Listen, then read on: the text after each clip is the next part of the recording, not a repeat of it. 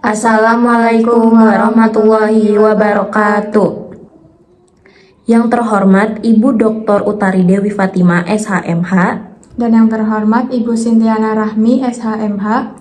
Di sini kami dari kelompok 10 akan mempresentasikan mata kuliah Pengantar Hukum Indonesia dengan materi hukum berdasarkan wujudnya atau bentuknya. Sebelumnya kami akan memperkenalkan diri. Perkenalkan, nama saya Ira Prasasti dengan NPM 2310403 dari kelas I.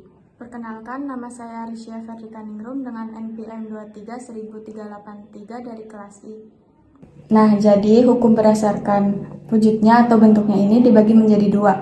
Ada hukum tertulis dan hukum tidak tertulis. Nah, jadi apa sih definisi dari hukum tertulis itu? Baik teman-teman, jadi definisi dari hukum tertulis adalah hukum yang tercantum dalam berbagai peraturan perundang-undangan dan secara resmi hukum tertulis ini telah diumumkan berlakunya oleh pemerintah di Indonesia. Selanjutnya, ada awal mula dan perkembangan hukum tertulis. Jadi bagaimana ya awal mula dan perkembangan hukum tertulis itu? Nah, jadi hukum tertulis mengalami perkembangan sejak kemerdekaan Indonesia pada tanggal 17 Agustus 1945. Pada hari berikutnya, Konstitusi Indonesia sebagai Revolusi Groundwork disahkan tanggal 18 Agustus 1945. Nah, sebelum Indonesia dijajah oleh Belanda ini, hukum yang digunakan untuk menyelesaikan setiap permasalahan yang terjadi di masyarakat itu masih menggunakan hukum adat. Sedangkan sistem tata hukum yang digunakan sebelum 17 Agustus 1945 adalah sistem hukum Hindia Belanda atau civil law dan sistem hukum adat. Nah, jadi di hukum tertulis ini memiliki dua contoh ya, ada yang dikodifikasi dan tidak dikodifikasikan. Nah, dari yang dikodifikasi ini atau yang dibukukan tuh contohnya ada Kitab Undang-Undang Hukum Pidana dan Kitab Undang-Undang Hukum Perdata.